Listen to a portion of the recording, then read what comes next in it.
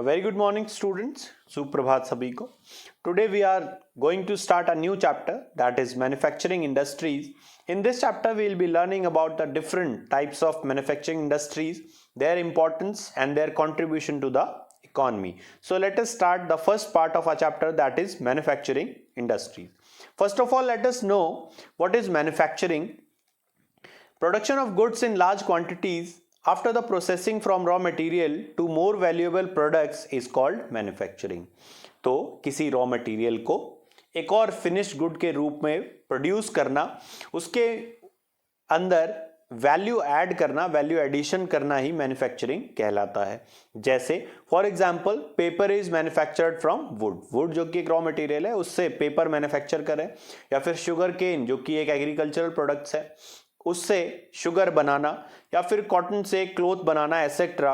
All these are processes of manufacturing. The economic strength of a country is measured by development of manufacturing industries. जितनी ज्यादा manufacturing industries develop होंगी, उतना ही ज्यादा अर्थव्यवस्था को आगे बढ़ने का, डेवलप होने का मौका मिलेगा और उतनी ही ज्यादा जो एम्प्लॉयमेंट है लोगों के लिए वो जनरेट होगी. तो इसके बाद आगे बात करेंगे इंपॉर्टेंस क्या है मैन्युफैक्चरिंग इंडस्ट्रीज की किसी भी इकोनॉमी में. How manufacturing industry contribute to the economic development. तो उसमें सबसे पहले बात करेंगे it helps in modernising agriculture. जो एग्रीकल्चर है जिसमें कि लगभग 60% भारतीय डायरेक्टली या इनडायरेक्टली इन्वॉल्व हैं आज भी, उसको मॉडर्नाइज करने में with the help of tractors, combine harvesters, HYV seeds and etcetera. इसमें हमारी मैन्युफैक्चरिंग इंडस्ट्रीज बहुत बड़ी मदद करती हैं.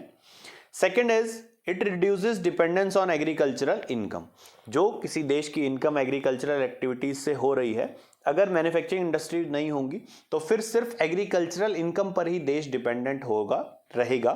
परंतु जैसे जैसे मैन्युफैक्चरिंग इंडस्ट्रीज आ जाएंगी तो लोगों को और अलग अलग वैरायटी की जॉब्स मिलेंगी, जिससे उनकी जो इनकम है उसमें इंक्रीज होगा. Eradication of unemployment and poverty. गरीबी और बेरोजगारी दूर करने में भी बहुत बड़ी सहायता और बहुत बड़ा रोल प्ले करती हैं manufacturing industries. Next is it increases export. Whenever you have good manufacturing industries, the country will produce goods of high quality and hence the exports of that country of goods will increase. Value addition to raw material. जो raw material है, जो कच्चा माल है, अगर आप उसको कहीं बेचेंगे तो वो काफ़ी सस्ता बिकेगा एज कंपेयर टू जब आप उसमें वैल्यू ऐड करके उसको बेचेंगे. जैसे फॉर एग्जांपल अगर किसी किसान ने गेहूं उगाया है और वो गेहूं 15 रुपये प्रति केजी के हिसाब से मार्केट में बिक रहा है, अगर उस गेहूं से आटा बनाया जाता है तो वो लगभग 25 से 30 रुपये प्रति केजी के हिसाब से मार्केट में बिकेगा. तो देखिए जैसे ही उसकी फॉर्म चेंज की, उसमें वैल्यू ऐड की, तो उसकी जो कॉस्ट है वो काफ़ी ज़्यादा बढ़ गई. और अगर उसी आटे से बिस्किट या ब्रेड बनाकर बेचा जाता है तो वो और भी ज़्यादा कॉस्टली हो जाता है. तो इस हिसाब से मैन्युफैक्चरिंग इंडस्ट्री जो है वो अलग अलग स्टेजेस पर वैल्यू ऐड करती है, जिससे जो इनकम है और जो प्राइस है चीज़ों का वो बढ़ जाता है. तो फिर रॉ मटेरियल में वैल्यू एडिशन होती है. अब हम बात करेंगे कि कैसे एग्रीकल्चर जो है वो डिपेंडेंट है इंडस्ट्री पर. एग्रीकल्चर को कौन कौन सी ज़रूरतें या किस प्रकार की मदद मैन्युफैक्चरिंग इंडस्ट्री करती है उसके विकास में. सो agriculture is dependent on industry in the following veg. Like they process the raw material produce by agriculture into finished goods. जो मैन्युफैक्चरिंग इंडस्ट्री है वो एग्रीकल्चर के द्वारा और फार्मिंग के द्वारा प्रोड्यूस की हुई जो गुड्स हैं उसको फिनिश्ड गुड में या उसमें वैल्यू एडिशन करके एक नया प्रोडक्ट बनाती हैं.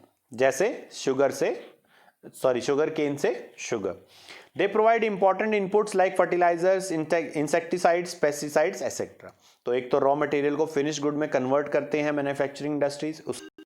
आगे अगर बात करें मैन्युफैक्चरिंग इंडस्ट्रीज पर एग्रीकल्चर की डिपेंडेंट और किस किस फील्ड में है, तो they provide machines and equipments like tractors, harvesters, pumps, etc. तो जो मैन्युफैक्चरिंग इंडस्ट्रीज हैं वो अलग अलग प्रकार की मशीन्स एग्रीकल्चर को प्रोवाइड कराती हैं, जैसे पंप्स, जैसे इंजन्स जिससे वो जो ट्यूबवेल से पानी है वो निकाल के अपने खेतों में सिंचाई कर सकते हैं।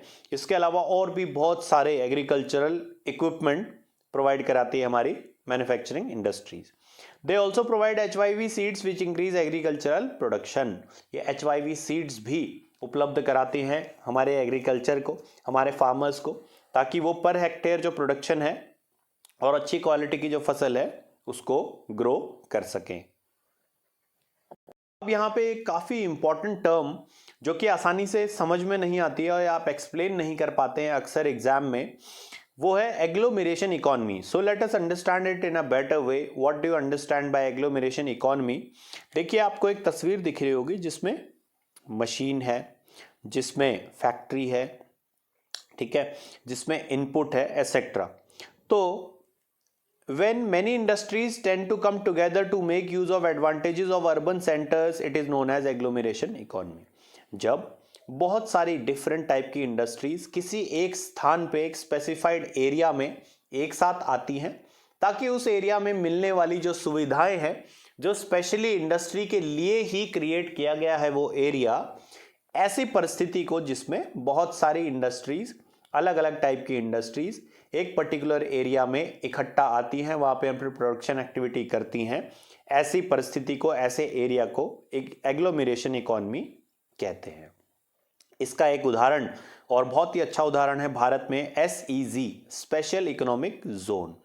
ये एक ऐसा एरिया भारत सरकार ने बनाने का प्रयास किया देश के अलग अलग हिस्सों में, छोटे छोटे पॉकेट्स या एरियाज, जहाँ पर सस्ते दामों पर electricity, water supply, labour, land available कराई जाए इंडस्ट्रीज को, ताकि नई नई इंडस्ट्रीज लगें और जो फॉरेन इन्वेस्टमेंट है, जो फॉरेन कंपनीज है, वो भी हमारे देश में आने के लिए एंकरेज हो।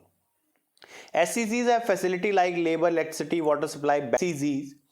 The SEZs are started by Government of India on 1st of April 2000 because there was a need to improve our manufacturing industries, to increase the number of manufacturing industries in India, as well as to attract the foreign investment. जो बाहर की बड़ी companies हैं, जो rich companies हैं, उनका पैसा भारत में आए, वो अपना पैसा भारत में लगाएं, इन्वेस्टमेंट करें और नई इंडस्ट्रीज खुलें, जिससे एम्प्लॉयमेंट मिले और हमारी इकोनॉमी आगे बढ़े। इसको नज़र में रखते हुए हमारी जो सरकार है उसने 1 अप्रैल 2000 में स्पेशल इकोनॉमिक जोन ऐसे एरियाज को स्टार्ट किया, बनाया देश के अलग अलग हिस्सों में। The primary objective was to enhance foreign investment and provide better and efficient environment for manufacturing. The aim was to increase export and make local companies globally competitive. तो ऐसे एरियाज का निर्धारण किया गया जहां पर आसानी से सस्ते दामों पर labour, electricity, water supply, connectivity, market, ये सारी चीज़ें मिले, ताकि नए नए मैन्युफैक्चरिंग इंडस्ट्रीज और इंडस्ट्रियलिस्ट एंकरेज हो अपना पैसा लगाने के लिए, specially foreign investment. So contribution of industry की अगर हम बात करें, हमारी अर्थव्यवस्था में कितना योगदान है हमारी इंडस्ट्रीज का, the share of manufacturing sector in the GDP is about 17%। 17% शेयर है हमारी टोटल GDP में मैन्युफैक्चरिंग इंडस्ट्रीज का। It gives employment to about 12% of country's workforce. जो देश में जितने भी एम्प्लॉयड लोग हैं उसमें से 12% जो वर्कफोर्स है that is working in the industrial sector. It brings the much needed foreign investment which boost economic growth of a country. तो ये जो फॉरेन इन्वेस्टमेंट है, जो बाहर की MNCs हमारे देश में पैसा लगाती हैं, उसको काफ़ी इंक्रीज करने में मदद करता है मैन्युफैक्चरिंग सेक्टर। अब बात करें अगर इंडस्ट्रियल लोकेशन की, कोई भी इंडस्ट्री कहाँ पर कोई बिजनेसमैन स्टैब्लिश करना चाहेगा, उसके पीछे कौन कौन से इंपॉर्टेंट फैक्टर्स हैं उनको डिस्कस करते हैं। Let's see what are those factors. First of all it is capital investment. पैसा किसके पास से आएगा, कहाँ से आएगा, ठीक है, और कितना पैसा कहीं पर लगाना है, that is very very important while deciding और starting an industry. Next is availability of raw material. ये बहुत इंपॉर्टेंट फैक्टर है किसी भी इंडस्ट्री के लिए कि जिस जगह पे वो लगने वाली है वहां पे रॉ मटेरियल आसानी से और अच्छी क्वालिटी का और लो कॉस्ट का अवेलेबल है या नहीं है। Next is availability of labour. The availability of labourers who will do various activities and various works in that factory or in that industry is labor available at a low cost and skilled and both unskilled labor is available or not. Next important factor is infrastructure, किस प्रकार का वहां पे infrastructure है, यानी कि building कैसी है, लैंड कैसी है, उसके साथ वाटर सप्लाई वहां पर है या नहीं, इसके अलावा जो रोड कनेक्टिविटी है वो वहां तक या रेल कनेक्टिविटी उस एरिया में है या नहीं है. Next is near by market, आसपास कोई मार्केट है या नहीं है, जो अब कोई चीज़ मैन्युफैक्चर कोई कर देगा किसी इंडस्ट्री किसी फैक्ट्री में, तो उसको बेचने के लिए मार्केट भी चाहिए. So if market is nearby it is very suitable for that factory और industry to be established in those areas. And another important factor is efficient transportation. बहुत अच्छा ट्रांसपोर्टेशन सिस्टम होना भी बहुत ज़रूरी है, क्योंकि सामान को, रॉ मटेरियल को और फिनिश गुड दोनों को ही एक जगह से दूसरी जगह ले जाना भी एक बहुत इंपॉर्टेंट रोल प्ले करता है, वो भी कम कॉस्ट पर. सो NMCC national manufacturing competitiveness council, ये क्या है? ये हमारी एक ऑर्गेनाइजेशन है जो गवर्नमेंट ने बनाई ताकि हमारी इंडस्ट्रीज को कॉम्पिटिटिव बनाया जा सके और उनके विकास के लिए क्या क्या स्टेप्स ले सकते हैं, इसके लिए हमें सुझाव, सजेशंस मिल सके निरंतर, लगातार.